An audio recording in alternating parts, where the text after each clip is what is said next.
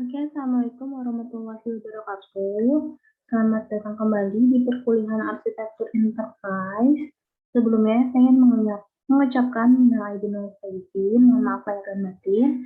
Nah, untuk pertemuan hari ini, saya akan menjelaskan tentang kisi-kisi UTS yang akan dilaksanakan atau kalian kerjakan di minggu depan.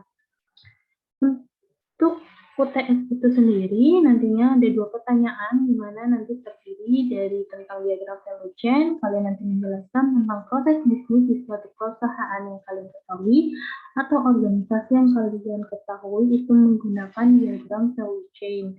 Lalu yang kedua, kalian disuruh menjelaskan terkait permasalahan-permasalahan dan solusi yang ada di dalam studi kasus yang nantinya diberikan. Jadi kalian mengungkapkan suatu pendapat kalian tentang masalah yang ada dan solusinya seperti apa, kayak gitu. Nah, kalian bisa pelajari kembali itu untuk yang soal nomor 2 atau tentang nanti studi kasus itu di materi, presentasi maupun video pembelajaran di pertemuan ke-6, pertemuan sebelum Lebaran. Oke, untuk format jawaban UTS seperti ini, kalian bisa kerjakan di Word maupun di PDF. Kalian juga bisa nanti mengumpulkannya juga di Word maupun di PDF.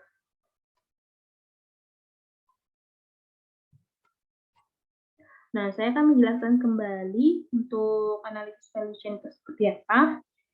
Analisis value chain, di mana yang di pertemuan keempat kalau nggak salah sudah pernah diberitahukan, itu ada 2 kategori, yaitu kategori utama atau primary activity, dan ada juga kategori kedua, yaitu kategori pendukung, yaitu support activities. Nah, untuk kategori utama itu terdiri dari inbound logistik, yaitu proses di mana berhubungan dengan logistik internal, seperti menyimpan, menerima, dan mendistribusikan suku cadang, produk atau bahan, atau biasa disebut dengan aktivitas yang berhubungan dengan penanganan material sebelum digunakan. Lalu operation itu seperti proses-proses yang berkontribusi pada pergeseran dari bahan masukan mentah ke keluaran akhir yang siap untuk pelanggan, atau biasa disebut aktivitas yang berhubungan dengan pengolahan input menjadi output.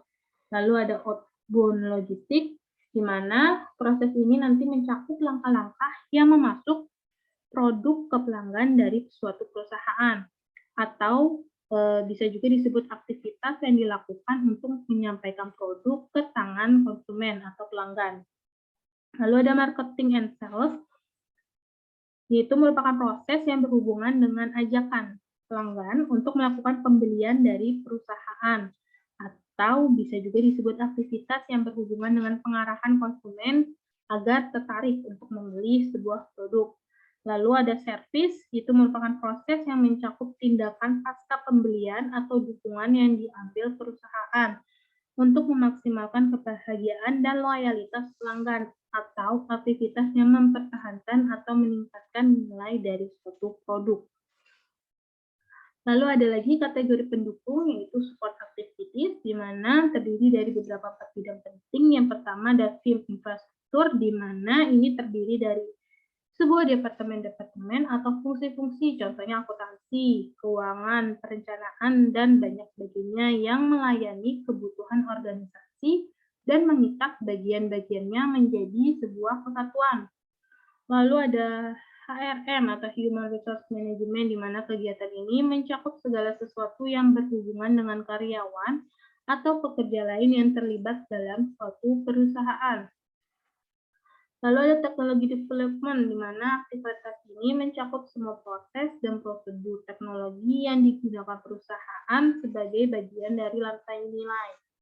Ada procurement yang terakhir, itu merupakan aktivitas yang mencakup setiap langkah yang diambil bisnis untuk membeli bahan mentah yang diperlukan untuk membuat produk, di mana hal ini berkaitan dengan proses perolehan input atau sumber daya. Oke, untuk gambar contoh dari diagram value chain sendiri seperti ini, di mana terdiri dari support activities. Support activities sendiri tadi disebutkan terdiri dari field infrastruktur, HRM atau Human Resource Management, Technology Development, dan Procurement. Lalu ada primary activities yang terdiri dari inbound logistik, operation, outbound logistik, marketing and sales, dan service. Jadi gambaran untuk diagram value chain seperti ini. Nah, di sini saya memberikan beberapa contoh diagram value chain. Di sini ada contoh diagram value chain dari perusahaan produksi plastik, ada juga contoh diagram value chain dari rumah sakit, ada juga dari perusahaan produk bakery, ada juga dari suatu pendidikan misalnya sekolah. Saya sudah memberikan beberapa contoh untuk diagram value chain-nya. Misalnya saya akan menjelaskan contoh di misal perusahaan, misalnya contoh perusahaan produk plastik seperti ini. Nah, di dalam misalnya di perusahaan produk plastik kalian analisa di dalam infrastrukturnya terdapat manajemen, misal akuntansinya, keuangan, perencanaan strategi. Lalu di human resource manajemennya melakukan kegiatan penerimaan karyawan baru atau pelatihan dan peningkatan karyawan yang terkait dengan pegawai ya kalau untuk human resource management atau sumber daya manusianya. Lalu teknologi development-nya kalian analisa di sini kalau untuk perusahaan produk plastik untuk teknologi development itu berisi pengembangan sistem informasi manajemen perusahaan, lalu melakukan perbaikan produk dan proses. Nah, untuk procurement-nya itu melakukan pembelian bahan mentah, mesin, dan peralatan. Begitu juga dengan primary activities-nya, inbound logistiknya, sampai dengan service, kalian bisa pelajari. Mungkin nanti di salah satu perusahaan kalian ada yang mirip dengan proses bisnisnya, seperti dengan contoh diagram value chain yang saya berikan, tidak apa-apa. Kalian samakan, pastinya ada perbedaan dari suatu proses bisnis, walaupun sama pasti ada perbedaan sedikit. Kalian tuangkan saja di dalam diagram value chain proses bisnis suatu perusahaan atau organisasi yang kalian ketahui itu seperti apa. Kalian isi untuk infrastrukturnya seperti apa, untuk human resource management seperti apa, teknologi development seperti apa, procurement seperti apa, pokoknya support activity channel seperti apa, primary activity seperti apa, kalian analisa di perusahaan tersebut. Di sini saya memberikan 4 diagram value chain, tapi kalian juga bisa untuk sebagai referensi kalian ya, tapi kalian juga bisa mencari referensi lain, banyak di Google, kalian cari contoh diagram value chain di suatu perusahaan, kalian cari, siapa tahu ada yang mendekati dengan proses bisnis dari suatu perusahaan kalian yang kalian akan analisis atau akan kalian buatkan proses bisnisnya di dalam diagram value chain. Nah, untuk diagram value chain ini, penggambarannya bebas. Kalian bisa menggunakan Visio atau menggunakan langsung di Word atau tools lainnya. Jadi untuk penggambarannya itu bebas, kalian bisa menggunakan tools apa saja. Yang penting kalian gambarkan suatu proses bisnisnya itu melalui diagram value chain. Untuk contohnya sudah diberikan, kalian bisa pelajari lagi atau kalian bisa cari lagi lebih banyak untuk contoh diagram value chain di suatu perusahaan atau organisasi yang kalian ketahui atau perusahaan yang kalian tempati sekarang. Misalnya kalian mau bikin, kalian tahu proses bisnisnya, kalian silakan bikin, nanti kalian beritahukan nama perusahaannya apa, dan nama organisasinya apa, kalian bikinkan suatu proses bisnis yang menggunakan diagram value chain seperti itu. Itu untuk nanti salah satu pertanyaan pertama dari soal ujian tengah semester minggu depan.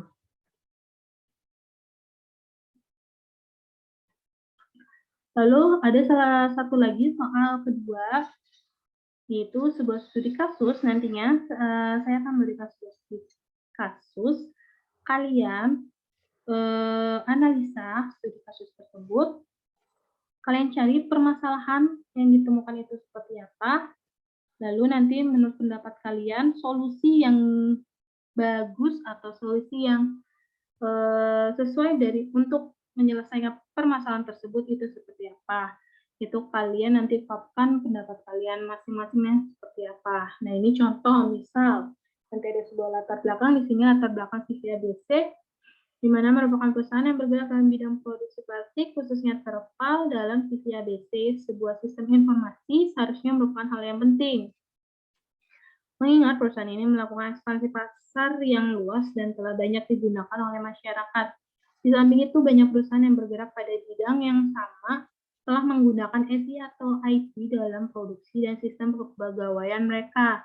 CV ABC mempunyai beberapa proses bisnis yang saling terintegrasi satu sama lain, tetapi proses bisnis yang terintegrasi saat ini masih menggunakan proses manual, sehingga proses kinerjanya kurang efektif. Nah, misal contoh seperti itu, diberikan latar belakang. Nanti kalian cari permasalahan apa yang ditemukan. Contoh di sini, permasalahan yang ditemukan dari hasil observasi dan wawancara kepada pihak CPABC dalam hal ini diwakili oleh staf IT. Adapun permasalahan yang ditemukan adalah pertama, proses bisnis yang ada dalam CPABC masih terintegrasi secara manual. Di dalam CPABC tidak adanya sistem informasi berupa aplikasi yang dapat mengelola manajemen data perusahaan. Lalu tidak adanya fasilitas teknologi informasi yang berupa data server pada perusahaan yang dapat digunakan untuk menyimpan data perusahaan. Jadi kalian dari latar belakang tersebut, kalian bayangkan kalian tuh seolah-olah seorang arsitek yang ingin menyelesaikan suatu permasalahan yang ada pada perusahaan tersebut. Jadi kalian temukan dulu permasalahannya seperti apa dari latar belakang tersebut, lalu kalian ungkapkan melalui pendapat kalian solusi yang bagus untuk menyelesaikan permasalahan di suatu perusahaan tersebut seperti apa. Dan di sini misal contoh solusi dari permasalahan tersebut dapat diusulkan perencanaan arsitektur berupa aplikasi yang dapat menghubungkan data order dan data penjualan pada perusahaan. Aplikasi ini akan terhubung oleh server dan dapat diakses dan diolah oleh divisi terkait. Dari perencanaan tersebut, penelitian ini menggunakan 4 fase dari 8 fase yang ada pada TOGAF ADM, di mana 4 fase tersebut akan berkaitan dengan permasalahan yang ada pada perusahaan. Pada preliminary fase akan menentukan ruang lingkup pada perusahaan dan mendefinisikan prinsip perencanaan arsitektur, di mana pada requirement management akan menganalisis permasalahan aktivitas dan sistem yang ada serta memberikan solusi dari setiap permasalahan. Kemudian pada fase arsitektur vision akan diuraikan apa saja tujuan, penggerak, dan kendala dari aktivitas untuk dikembangkan menjadi visi dari arsitektur. Nah, pada fase arsitektur bisnis, arsitektur sistem informasi maupun arsitektur teknologi akan diusulkan elemen dari TOGAF, yaitu arsitektur bisnis, arsitektur data, arsitektur aplikasi, dan arsitektur teknologi. Dari 4 elemen akan saling berhubungan dan akan didapatkan gambaran perencanaan arsitektur SI maupun TI. Jadi di sini kalian nggak usah takut, kalian ungkapkan saja pendapat kalian bayangkan, lalu dari masalah tersebut kalian coba buat sebuah solusinya dari pendapat kalian seperti apa. Tidak dibatasi, kalian bebas mengungkapkan pendapat kalian di dalam suatu studi kasus tersebut. Jadi kalian baca kembali untuk di pertemuan-pertemuan berikutnya, khususnya untuk pertemuan ke-6, pertemuan sebelum Lebaran, itu kalian pelajari lagi terkait tentang penerapan TOGAF studi kasus. Studi kasusnya kan ada sebelumnya dikasih tahu contohnya seperti apa. Nah, kalian pelajari kembali. Lalu juga untuk diagram prediction nanti kalian pelajari untuk materi kalau nggak salah pertemuan keempat tentang diagram value chain. Oke, mungkin untuk kisi-kisi penjelasannya sampai sini aja.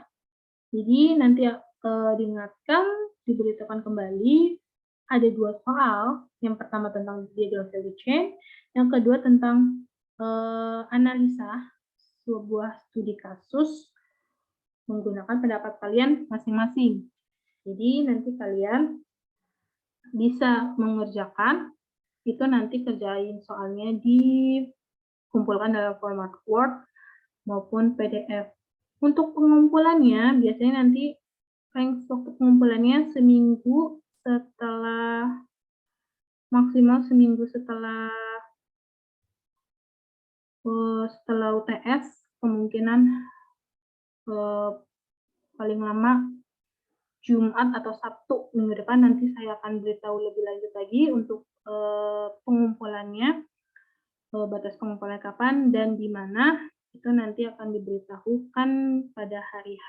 Ya pasti akan ada range waktu untuk kalian mengerjakan, jadi masih ada akan diberikan waktu kalian untuk mengerjakan soal UTS Arsitektur Enterprise. Oke, cukup sampai sini. Jika ada yang mau ditanyakan lebih lanjut untuk terkait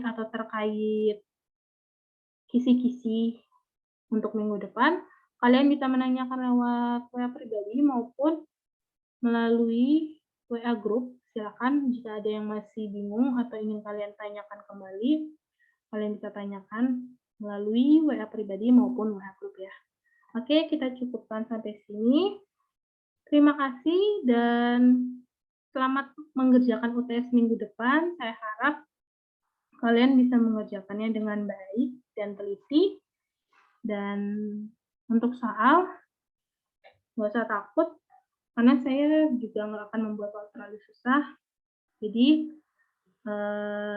jangan lupa dipelajari kembali untuk materi-materi sebelumnya dan pelajari kisi-kisi yang sudah saya berikan hari ini. Oke, terima kasih. Kita cukupkan sampai sini. Wabillahi taufiq wal hidayah. Wassalamualaikum warahmatullahi wabarakatuh.